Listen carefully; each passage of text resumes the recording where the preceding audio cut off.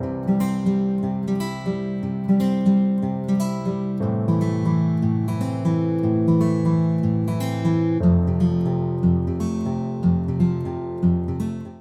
everybody, it's been a while, just a little bit.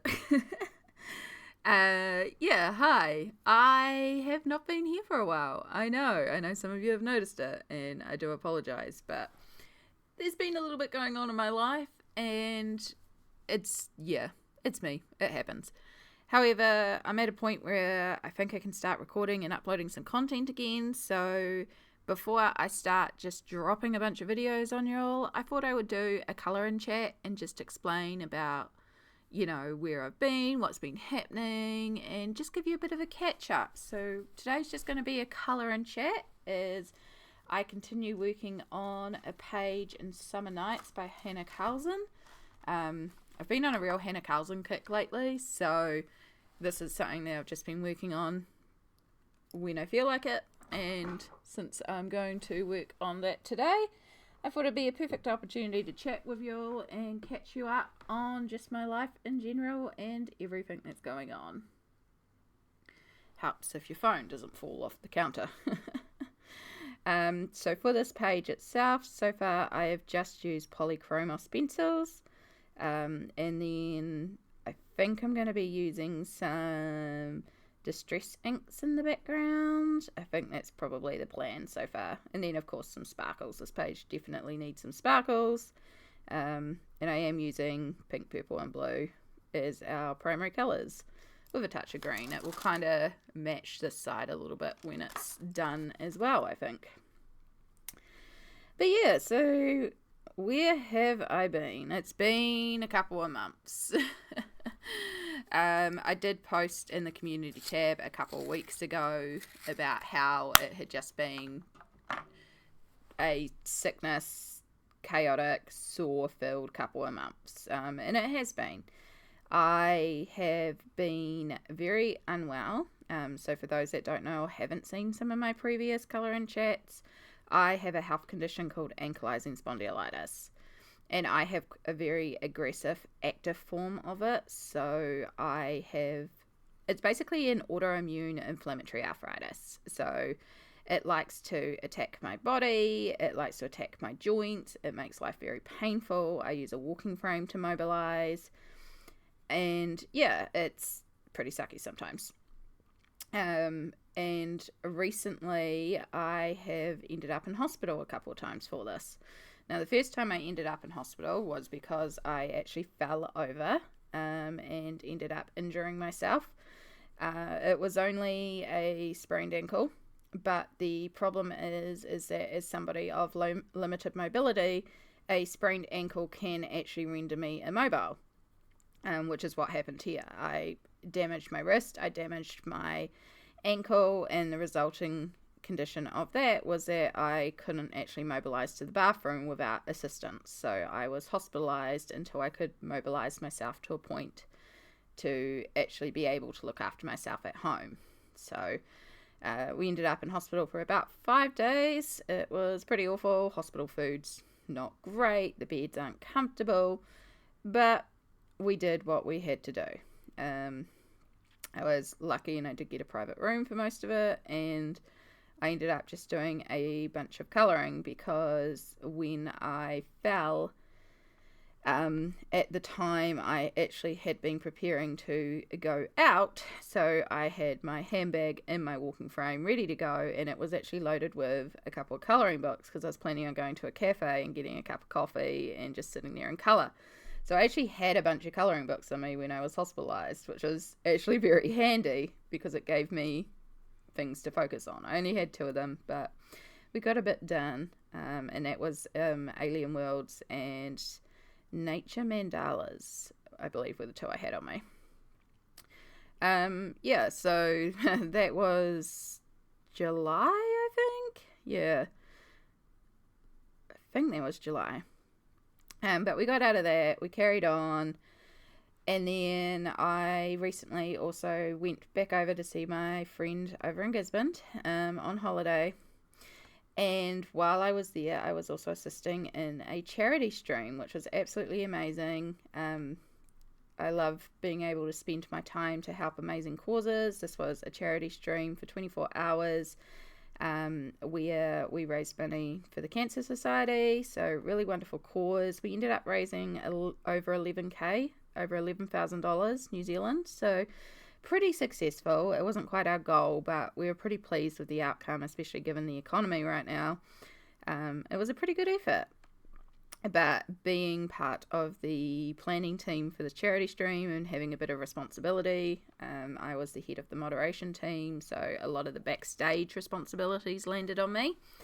It actually rendered me very stressed, and so stressed, in fact, that I went into a massive flare-up. And normally when I flare up with my disease, I stop. I force myself to stop everything. I curl up in bed. I don't do anything for days except for chill out, relax, colour, play video games, basically slow my system down as much as possible so my body will stop attacking itself. And because of everything going on with the charity stream, this was not an option. And so I pushed through, which was a really bad idea because, of course, it just flared up even worse.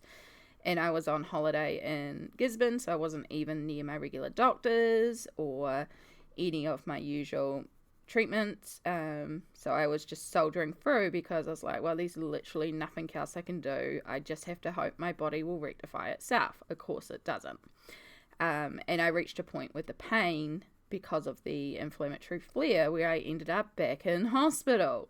I ended up reaching a point where mentally I just couldn't take the pain anymore, so I asked to be taken to the ED.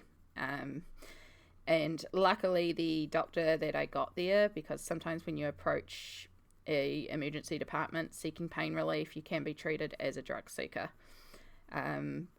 It was not the case. As I explained to the doctor, I was trying to self-manage. I was doing as much care as I physically could. I was cold compressing. I was heat compressing. I was trying to slow down and rest as much as I could. But the flare just reached a point where it was too bad and I needed relief and a break. So I needed IV morphine so that I could function mentally, and then I needed prednisone to slow down the flare.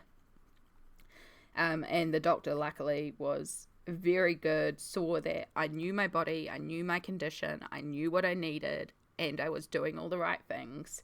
And so she did actually was like, give me the IV morphine and then give me the prednisone, and was the first doctor I've had in a very long time that didn't treat me as a drug seeker, because, you know, like I am on constant pain medication and I am on controlled pain medication because of it. I also try not to take my pain medication if I can, because the thing with taking like codeine all the time, A, it's addictive, but B, the more you take it, the less effective it is. So yeah, I actually do try to avoid taking my pain medication when I can. I do have things I take every day like paracetamol and anti-inflammatories, but for things like codeine I try to save that for when these flare-ups happen, which is what I was doing, and I was using it a lot during the flare because I was in a lot of pain, but it wasn't enough.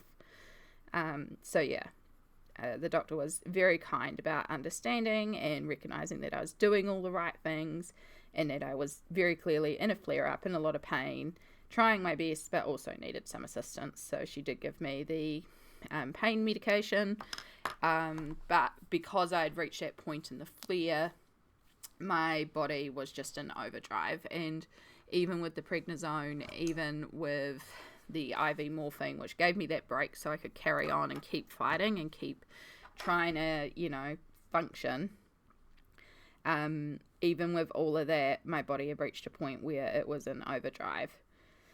Which brings us to the next issue. So that hospitalisation was 3 weeks ago. We carried on with the charity stream. I carried on holiday. Immediately after the charity stream, when all that stress was done, my body was like, we're done. And we got so sick, after the stream. I am still a little coughy and fluey and run down. And my shoulder is still in a lot of pain. I am still in a bit of a flare. But the biggest thing that I'm noticing, and the thing that's been really worrying me, is that since the flare, as well as the shoulder pain, I've been having a lot of pain in my left hand. Now I have arthritis related issues with my right hand, and this is what started my colouring journey, and I have talked about that before with the inflammatory attack in my right hand causing issues and why I started colouring. But this was my left hand, which you can see is currently in a compression gear. And as well as the sharp pain that I was experiencing numbness and tingling, and I was getting like loss of sensation and dropping things, and I knew that this was not right. And I knew one of the things about ankylosing spondylitis is when you have an inflammatory flare attack, it usually attacks your spine, so your spine can slightly compress, and when the spine compresses, you can also pinch your nerves. So in my mind, I was like, okay, I may have possibly got a nerve that's being pinched right now, and when the nerve is being pinched, you can also lose sensation in your arms and your fingers, basically the pins and needles and stuff that I was getting. So I was like, okay, cool, this is going to need to see a doctor. So of course I booked a doctor's appointment for when I did get home, which actually happened yesterday. So my regular doctor is away, but there's a locum who I've seen quite a bit because my GP does go away on an annual trip overseas, and they always get this one locum, so I do see this locum a little bit as well, and she's pretty good. So I saw her yesterday, and I explained what was going on, and the inflammatory flare, and the hospitalization, and everything that's been happening. And I'm like, I'm not sure what's going on. I mean, my suspicion is, of course, the pinched nerve, because that's what I know. But, yeah. And so she did some, like, tests to test my strength and the sensation of it. And when she finished, she's like, I do think maybe there's a bit of a pinched nerve going on, but I don't think it's actually your spine. I think it's possibly your wrist itself, like carpal tunnel. And I'm just like, oh, goodness. Because while I don't have carpal tunnel, I know of carpal tunnel, and I know people with carpal tunnel. And I'm just like, oh, God, no. Not another thing. Upon further discussion, I learned that somebody with inflammatory arthritis is at risk of carpal tunnel as well. It's another one of those conditions that's related, because carpal tunnel is where the nerves get inflamed in the very small area, and then they can get pinched, and then you lose the sensation. And because I'm mostly losing sensation and getting pins and needles on this side, especially these three fingers, that's classic carpal tunnel, and it's something to do with the nerves in here. So it's just like, oh, God. But of course the worst thing is that she is a general practitioner, so there wasn't a lot she could do in the practice. So she did give me, like, because I've been using my pain meds a lot, I'm running out of pain meds, so I got another prescription. And she is sending me for an x-ray. We are just going to check my spine and shoulder just in case anyway. Not that an x-ray would show a lot of nerve damage, but it will show if there's been any more damage progression with the disease, which I kind of need anyway. I'm very overdue for that because I've been having difficulty getting in to my specialist. So the other thing she did was basically send a big letter to my specialist and being like, yo, we need a review because clearly something is going on and the medication's not keeping her under control. So yeah, now we're just going to wait for the specialist, and it's probably going to be some MRIs. In the meantime, everything that I've already been doing is what I have to do to try and keep the pain under control. The only other thing that was suggested was wearing compression gear or a splint a lot more. So I normally wear compression gear during the day, and then I take it off at night to sleep, because I feel very odd sleeping in these. The doctor kind of suggested the opposite, at night particularly, wearing it to try and help you sleep. So I've got a couple of like splints and compression gears that I will try to see if they make a difference and help with the like loss of sensation and the burning and the pins and needles and stuff like that. And then carrying on my usual drug routines and stretches and self-care and stuff like that. So yeah, it's good times. But of course, when you're in a lot of pain consistently and your body is flaring up and you're just fighting your body 24/7.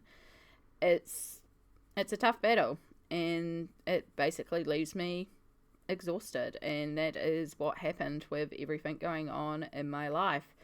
I was just exhausted, and I did not have the spoons for YouTube. I did not have energy or capacity for a lot else going on in my life, so a lot of things got dropped. So I was still trying to, and I did manage to keep up with a lot of my streams. There were a few that we skipped, but a lot of my streams over on Twitch, I was still managing to stream. I did the charity stream, as I said. I managed to work most of the time. There were a couple of nights where I was like, yeah, nah, too much pain, or one reason or another. But I did manage to keep up with my little work, couple hours a day job that I do. And yeah, just trying to keep going as much as you can, but definitely I reached a point where mentally I was just burnt out. I was done, I was tired, I was sore, and I just didn't have the energy for anything other than just functioning every day. Which is why YouTube videos just didn't happen. There was a lot of like Instagram posts that I missed. I kind of withdrew even from my own Discord, as well as some other friend commitment things that I did. I had some opportunities to do different things like gigs for face painting, or I had an invite to a theatre production for lighting, and I just kind of said no to everything. Yeah, so it just kind of leaves you with no room, basically, which was pretty sucky in a way, because it didn't feel like living. It just felt like existing, but that's what it is sometimes we just exist. But the point is, I'm still existing. So yeah, we carried on. So there's a bunch of colouring that I did do, because of course colouring is my mental wellness activity. It's what I do to keep myself going. There is a bunch of colouring that is not recorded. I haven't updated any of my trackers. I can't even tell you what I coloured during the July, August. I don't think I put up July completed pages. I'd have to go back and check on the YouTube. I'm pretty sure I haven't done July or August completed pages. I've got a bunch of new books that I haven't done flip throughs through. I haven't updated any of my trackers. It's going to take me a hot minute just to sit down and work out if I can even figure out what I did colour during that time. So yeah, I'm not going to be doing a July or August completed pages. I'm just going to leave it as is. I might have done a July page, because there were a couple of videos that I squeezed in there when I had spoons on certain days, and then I didn't really do a lot else. I know I haven't done an August completed pages, and I don't plan to, because I genuinely cannot remember what I coloured in August. So yeah, probably at the start of next year or the end of December, probably in January, I will probably do another complete collection flip through. Maybe February, because that's when I filmed the last one. So it'll be like a year apart then. And yeah, we'll probably go through everything in my collection again, and all the completed pages and works in progresses and stuff like that. They're always big videos to film because my collection is huge now, but I love going through them, and it's a really good opportunity to see everything all at once and to discover books and see what I haven't worked in and stuff like that. So yeah, so eventually the pages will be seen. I just can't remember what I did and didn't colour in. I know I did do some in Alien Worlds, because that one I've done a little bit in recently. Alien Worlds by Kirby Rose Arns. Speaking of Kirby, the other thing that took a slide is my Mythomorphia challenge. So I have talked about how my goal in 2023 was to complete Mythomorphia. I was doing well. I was up to 52% completion at the halfway mark of the year. So I was on track to complete this book this year. And then with the 2 months of nonness of no-go, yeah, I haven't touched Mythomorphia in 2 months. I have not worked in it in 2 months. And I know that's for 2 reasons. One, when I was in hospital and working on Alien Worlds, I just kind of fell into Alien Worlds and just did a bunch in there, which was lovely. It was really nice to take a break from Mythomorphia, because on the first to admit, I'm also a bit burnt out in Mythomorphia. But then the other thing that happened, which really did cement that I needed to step away from Mythomorphia for a while, in fact, I have it on my desk so I can show you what happened, is I had a page that I was working on in here, and basically I'm at a point where Mythomorphia, where this page I clearly was pushing myself to do it, I wasn't inspired to do it, and the resulting effort of that is kind of a disaster. And this is this page here. So I started with some pencils in bed, because I was like, I have to get, Mythomorphia done. I have to do my 6.3 pages. Cool, I'll just choose this page and just work on this page. So I went into it with no plan, no forefront, no forethought, and I used pencils that aren't really that great. In here, the shading is not dark enough, it's not very smoothly blended, it's not well coloured, this section, so the griffin itself needs a bit of work. And then for the background, it's like, I don't really know what I'm going to do in the background. And I had just gotten in a bunch of these enchanted shimmers by Deco Art, and I was like, oh, they're pretty, they're sparkly, perfect, let's just paint the background black, chuck a bunch of that on there, and it'll look like, it's flying through a galaxy or something. Cool, done.